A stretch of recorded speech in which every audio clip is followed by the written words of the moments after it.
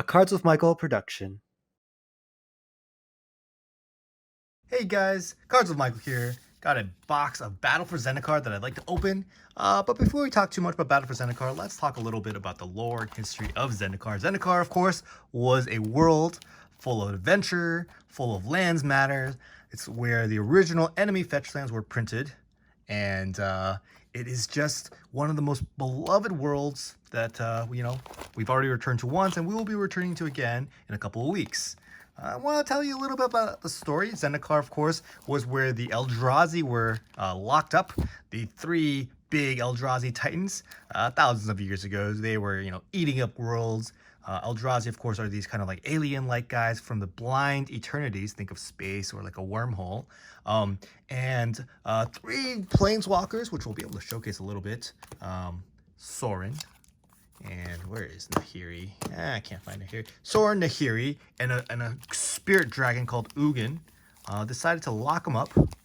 And in doing so, save the world. But, they had one caveat. They put them in this thing called the Eye of Ugin. That's where the prison spell was located. And the caveat was, if there ever are three planeswalkers that converge and use something called Ghostfire, which was Ugin, one of the planeswalker's special abilities, the seal would break again. And, as it goes in these stories, three planeswalkers known as Sarkenval, Jace and Chandra do actually show up together, converge into the Eye of Ugin, and Ghostfire is launched by Chandra inadvertently, and the seal is broken.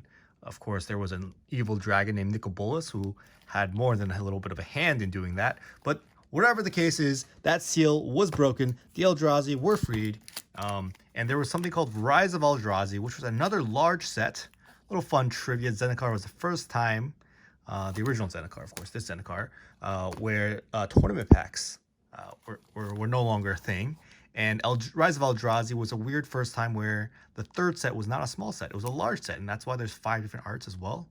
Okay, and yeah, it was this huge difference. Like, look at these packs, they're super cool. It kind of showcases the way that the Eldrazi, every time they touch something, they would change what that world, what that earth looked like.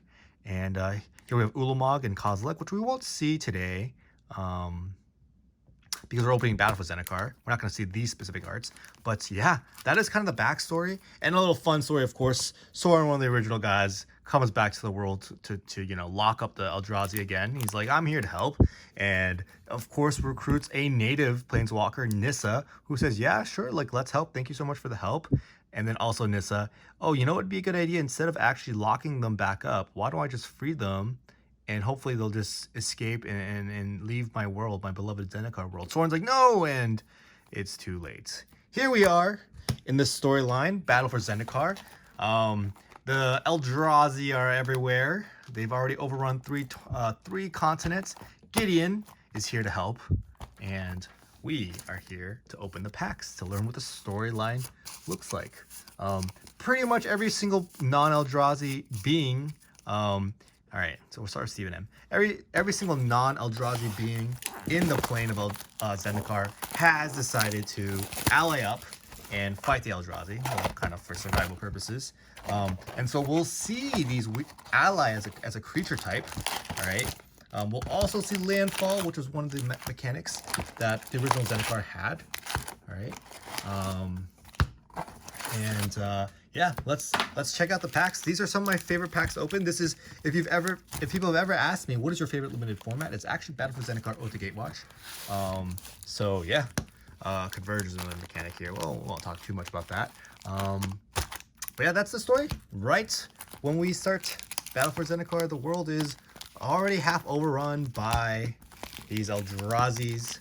A lot of it's their drones and their scions. So like little dudes who are not actually independent. They are kind of controlled by the masters, the titans. All right. And in the storyline, all right, let's open some packs first. In the storyline, so many of the continents have been overrun. All right, and the cool thing is, well, Gideon does help some of that overrunness you know, earn some of their keep back. You know, they start gaining ground, and well, then they find out, oh no, Big Daddy Ulamog, look at that stasis snare. So this is an example of the Hedrons trapping the Eldrazi. And yeah, even the vampires have to agree to be allies. That's not the, oh, we already saw a vampire ally. Where did it go? Calastria Nightwatch, Calastria. Yeah, everything has decided to, you know, band together to defeat these Eldrazi's. And here we go, we have an angelic captain. Yeah, of course, and angels were allies. And yes, of course, every single pack has a nice little full art. Oh, that's a that's really cool too. This one has a foil full art, which does not happen very often. Steven, congratulations on this. This is actually one of the most popular ones. It's the Cup Island. That's a nice spicy first hit. So yeah, and then, you know, wow, so Gideon and the Co are working well, and then Ulamog shows up, and if we do see the card, it'd be super sweet, but there is a card that represents what they do with Ulamog, and that is through teamwork, of course. Nissa, who realizes that she was wrong to freeing them, maybe a little bit too late. Oh, one of my favorite cards. Look at that, Seek the Wilds. They band together, and they trap Ulamog in this Hedron network, all right? But the problem is Prairie Stream. Oh yeah, of course. Khans Tarkir at Fetchlands, and Prairie Stream was part of a rare land cycle. They do this every time with Zendikar. They love these rare land cycles that are popular. It's cool because it has the land types, but it does have a caveat. You need to have 2 or more basic lands, or else this comes into play tapped. So that is kind of one of the caveats with this. We ended up calling these like Tango lands because it takes 2 basic lands to Tango. You know, different people call it different things, so we'll leave it up to whatever you think is the right name.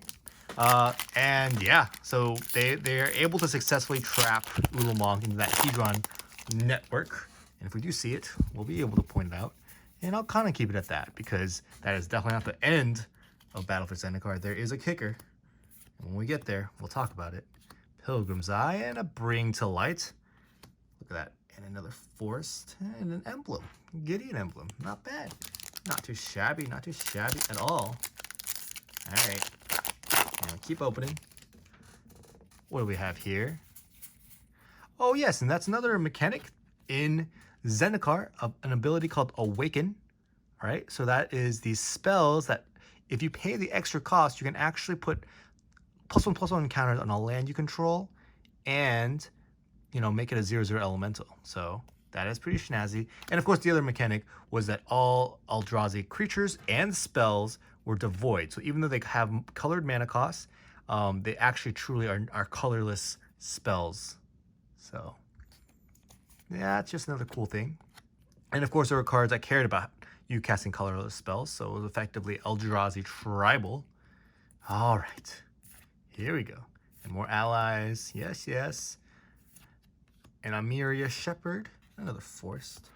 Okay, and Eldrazi spot. Yeah, so that's kind of the story, and Zendikar, of course, is a very, very large world, so it wasn't exactly like the entire world was ravaged. It was just 3 of the 7 continents, so you know, the people were fighting very hard. Even the Minotaurs were fighting. Look at that. And the Angels. And here we have, look at that, a Blight Herder. There's this concept called processing, which was also released in this set as a mechanic, basically. And it's whenever you can have this ability to take cards that are exiled from your opponent's exile and put them into the graveyard, and you get a special effect. In this case, Blight Herder, you get some Scions. Very cool, very cool. Look at that, little Scion. And the last pack for Steven. We've taken our time with these, and we're going to start zooming through now that we've talked about all the mechanics. And, you know, got some foil rare, or a foil land that was really snazzy. All right, oh, Converge, of course, was just an ability where you get an extra benefit for each color that was spent on it. So Skyrider Elf, at its base, would have been a 2 mana for a 0/0 of 2 +1/+1 counters, and it could be as good as a 5 mana card for 5/5 flying. It's one of the reasons why I love this set, by the way. I love forcing 5 color. And we have Felidar Sovereign here. All right. Nothing too spicy in these first 6 packs for Steven, except for this cup land.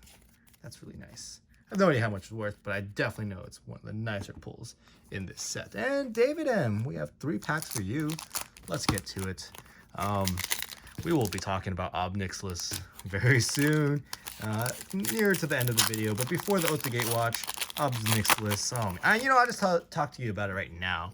Basically, Ulamog stuck into the Hedron network, which hopefully we open, because it is a very, very important part of the story. We got Hero of Gomafada. That was one of the places, of course. Yeah, he's like, hey, look, Ulamog stuck in that Hedron network. Why don't I just free him and absorb all the energy in the Hedron archive and also gain a Planeswalker Spark? So that is what happened. That's what he did. Hey, another one of these Tango lands and another foil. Foil Eldrazi Sky Spawner. Now, this card was a house in limited. Look at that. 3 mana for 2/1, and this thing spawns, shoots out this little 1/1 Scion. Grotesque. Grotesque, I say. All right, David. 3rd pack for you. No mythics yet. Let's see if we can pull a mythic. All right, here we go. Rising Miasma, Pilgrim's Eye, Retreat to Meria, and a Conduit of Ruin. Pretty strong limited card, actually. If you're able to draft another Eldrazi, which I honestly wasn't too hard. Was not too hard. All right. Thank you, David, for sponsoring. Got you a Sunken Ruins. It's not too shabby. Not too shabby at all. Oh, man. That reminds me, maybe today will be a lucky day, but there is something else I wanted to talk about in Battle for Zendikar in terms of sets. It is the first time they also did something else. Battle for Zendikar is considered one of these boxes. They're called a lottery box nowadays because it has something called lottery cards. What are the lottery cards? Well, they're also known as masterpieces. And in this particular case, we have Expedition Masterpieces. So a cycle of lands, which include fetchlands, that possibly can be found in these packs. They're very rare. I would imagine basically every case only has 1 of them usually. So that's 6 booster boxes only having 1. But it's one of the cool things that back in the day, instead of having collector packs, we had masterpieces that made draft boxes actually a little bit funner to open, for sure. So it is a pleasure being able to open this. Whoa, Kevin, we got you Ulamog, Ceaseless Hunger. This is one of the most valuable mythics in the set. It is just pure power. Look at that, 10 mana, 10/10. And when you cast it, before it even comes into play, you get to exile 2 permanents. Look at that, look at that. And whenever it attacks, you exile top 20 cards of your opponent's library. It doesn't really take too many attacks to make sure your opponent is just pure dead. Either his library is completely gone, or he is just, no longer long for this world. So that was a really cool hit. Really glad, really happy that we did pull this. Congratulations, David. Or Kevin, I'm so sorry. I was looking away, looking for the steel leaves. All right, and here we go. All right, first mythic, and that was a good mythic. And we'll go on, open. Got 3 more packs left for Kevin. Oh yeah, and there was another ability called Ingest. I forgot to talk about it. It basically was to support process, and that's basically whenever this thing deals combat damage to a player, you exile the top card of his or her library. It's kind of like mill, but the point wasn't to mill your opponent. It was to get cards into exile so that you could get them back into the graveyard via processors. All right, 2 more packs for Kevin.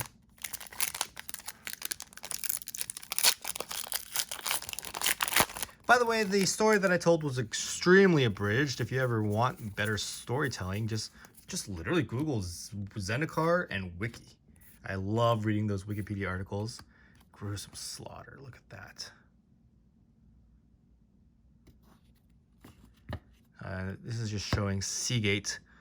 That was kind of like one of the, I don't know, like the Alamo or like like Helm's Deep of Zendikar against those pesky Eldrazi. All right, and we have 1 more pack for Kevin. Did you guys like this set, by the way? Because I loved it, but I know it is always It's always subjective, right? Fathom Feeder, I love this card. It was so fun. Look at that. Could really run away with games with Fathom Feeder. All right. So that is the 5 packs for Kevin. We did get that Mythic. That was very, very nice. Very, very, very, very nice. And we'll keep going. Keep going, of course. Sid, 4 packs for you. Thank you so much for sponsoring. Let's see what we can get for you. All right. Here we go. Smite to the Monstrous. Look at that. And here we go. Touch of the Void. Tide Drifter. Grove Rumbler. Scatter to the Winds. Counterspell of Upside. Was part of a theme that they started doing. Oh, you know what? Back. Ulamog. Nissa Ravine. Alright, here we go. Pack number 2. Oh, it is such fun nostalgia opening these again. It really is. And we have a Gruuldraz Overseer. A lot of these rares were actually, it was a weird time. Battle for Zendikar, a lot of rares were a little overcosted. The set actually was a little bit more aggressive, the triple format. Not as aggressive, of course, as the original Zendikar or Worldwake, but it was still relatively aggressive. Ah, this was one of my favorite cards, by the way, Plated Crusher. Look at that. 7 mana for 7/6 with Trample and Hexproof. How do you deal with that, right? Exert Influence, nice little card that was played in a lot of Constructed. There was a, I don't know what you call it, a Dark Jeskai deck, which was basically a 4-color deck. Once again, this was right after Khandatar Kir, so there were actually Fetchlands in the set, and Fetchlands with Tanglelands just made 4-colored mana bases almost easier on your mana than 3-color mana bases, just because of the way those lands worked. Like, it was just wasn't hard, it was not too difficult to set that up, and so a lot of decks are 4-color. All right, here we go. Shambling Vents, yes. Continuing on with what Worldwake did, Battle for Zendikar had these man lands, so lands that became creatures, and Shambling Vent was one of them. Shambling Vent wasn't played as often as some of the other ones, but it was very, very nice. Lands that were dual lands, but also could tap, but also could become creatures, with the caveat of being a little slow. They come into play tapped. All right, that's for Sid. Thank you so much again for sponsoring. And Randy, we have 5 packs for you. Let's get to it. So yeah, what's next? Battle for Zendikar, of course, the lore ends with Obnixilis, this guy, doing the deed, and this is Obnixilis, by the way. He really doesn't like Zendikar. Look at him. I don't know what he's doing. What did he destroy here? I guess he's actually destroying Eldrazi as well, because he just wants to. This is him before he gains a Planeswalker Spark, of course. Yeah, so, well, we'll see. Because in Oath of Gatewatch, what happens is, well, the Planeswalkers are like, look, we got to band together, and we really need to prevent the Eldrazi from destroying the Zendikar world, and we need to prevent them from leaving Zendikar, because, you know, that's not good for the rest of the world, the rest of the multiverse. And Oath of Gatewatch is basically, well, a bunch of Planeswalkers doing the oath that they'll protect, and then protecting. Here we go, the gruesome slaughter. Maybe I don't need to do an Oath of Gatewatch video, but I'd like to open one of those boxes. By the way, a quick little plug there. Like, at this point, I think it's still 13 packs left for sponsoring, so let me know if you're interested in sponsoring some of those packs, and I'll be able to open it for fun. Hedron Archive was very, very powerful card. It was used in the ramp decks to cast, well, Ulamog, that card we saw earlier. And here we have a Brood Butcher. All right. We have a foil. Hey, look at that, a foil Sylvan Scrying. Very, very cool. Very, very cool. All right. And 2 more packs for Randy. Battle for Zendikar, of course, was also a really fun draft set. I don't know if I say it enough, but yeah. These are 2 of the cards. Scythe Leopard and Snapping Gnarlid. Which kind of, there was like a green-red landfall deck that was relatively powerful. But they didn't do a good job. I think they did much better job of Zendikar Rising in terms of the way they have these lands that can be modal. The reason why I say that is because the green-red aggro deck at the time, it was like hard because you really wanted more lands to trigger landfall, but you were also an aggro deck, so you didn't want too many lands, or else you would flood out and not win. So it was an interesting time. All right, Endless One, of course, one of the first cards that kind of invalidated a bunch of other cards that were similar, and a foil Eyeless Watcher. All right. Okay, Randy, those are your 5 packs. Interesting. We've only opened 1 mythic. I guess back in the day, mythics were a little bit more rare and they were special. All right, 2 packs for Lesley. And valuable. Nowadays, pack mythics aren't as much of a thing anymore. Once again, collector packs change the economy of Magic the Gathering singles, especially of new sets. And boom, boom. Speaking of there only being 2 mythics, here we have Draina, Liberator of Malakir, allied up with everyone else. Look at that. Very, very cool. Very, very cool. All right, and next pack for Lesley. What goodies? Oh, by the way, Draina was like, that was a really funny discussion on Draina. Like, people thought she was going to be really, really good. Some people said, no, look, she still has to untap. You need to untap with her and attack. And those people are right. Standard was not kind to Draina. Brutal Expulsion. This card was played sometimes, and it was also put in cubes. Relatively powerful, but of course, not being able to target players gave it a little bit less flexibility. All right.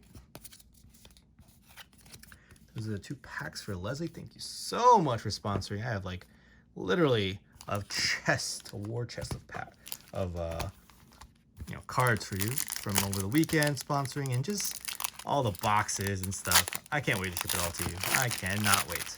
All right, Steve, we have a pack for you. And what is it? Boom!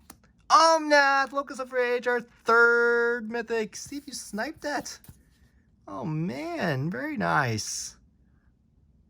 Of course, this is 2 different color Omnath. In the core 2020, we do see 3 color Omnath, and in Zendikar Rising, of course, we have seen the 4th Omnath. The 4-color one. Very, still super cool. Look at that landfall. Put a 5/5 into play. Isn't that crazy? Oh, man. Nice little hit there, Steve. All right, and now we have Stephen O with 6 packs. All right.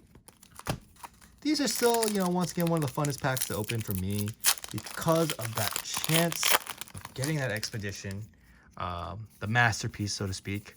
And I would love to see one today. All right. Ally Encampment. Ooh, another foil Cup Island. All right. That is snazzy. All right. And we have 5 more packs left. Here we go. Oh, by the way, I love the art in Evolving Wilds. Look at that. Isn't that cool?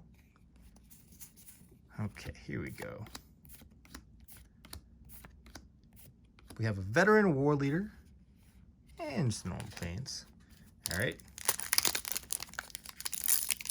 Getting down to the wire. Are we going to see an expedition? I would love to see one. Come on. Let's see it. Look at the art in that, by the way. Eldrazi's trying to get through the wall. But nope. They built a good wall. Bane of Balaged. Of course, this is one of the worlds, the continents, that was completely overrun. Look. The continent of Balaged was ravaged by massive Eldrazi of Ulamog's lineage. Its lush jungles and cascading rivers reduced to dust. Breaker of Armies, another Eldrazi. And March from the Tomb. All right.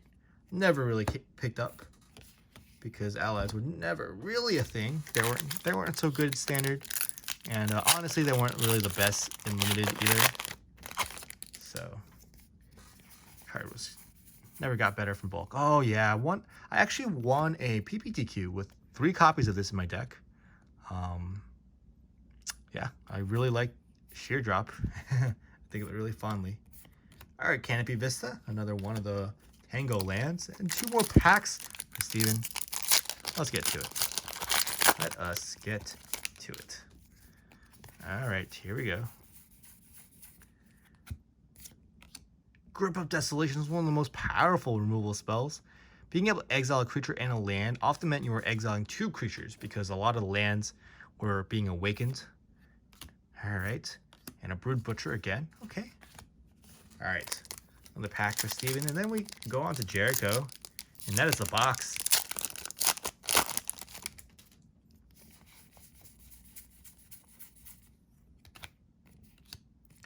Lantern Scout. No. No expedition there. Alright, alright. And Jeriko. Last 4 packs. Will you be our lucky winner today? Will it be you? That would be super cool. Here we go. Battle for Zendikar. What a time. Conduit of Ruin. Alright, we saw that already. Come on. Come on, packs. Interesting to notice that there's still duplicate rares. I never realized how often duplicate rares occurred in booster boxes until I opened Core 2021 for the first time, and I was like, are you kidding me? I had like 5 pairs of duels, you know? Alright, Duelaport Cutthroat! This was one of the most powerful uncommons in the set. It had entire decks built around it, and it was really, really good. That type of drain effect is actually very powerful. Alright. 2 more packs. 2 more packs. Come on. Let this be. It's a little too early, I guess, but Zendikar Rising, of course. It is after all the Eldrazi have been defeated. That is a spoiler. Ooh, a foil full art. Look at that. Don't see those too often. And instead of Eldrazi, now there's like a new threat, and that's these little weird creatures that come out of the royal. And the cool thing is there's these Skyclaves that mysteriously randomly came back to be alive. Oh, we got a foil here, foil rare. A foil Exert Influence. All right. Very, very cool. Prism Array. Look at that card. What a card. What a card. All right. So that is the opening of Battle for Zendikar with a little bit of Storytime. I tried to make it fast. I actually did a second cut of the Storytime. Or I did a first draft, didn't like it, didn't even open any product, and did another one. Hopefully that was enjoyable, hopefully that was entertaining, hopefully that was informative. If you guys enjoy this content, give it a like, and I will see you guys on the next one.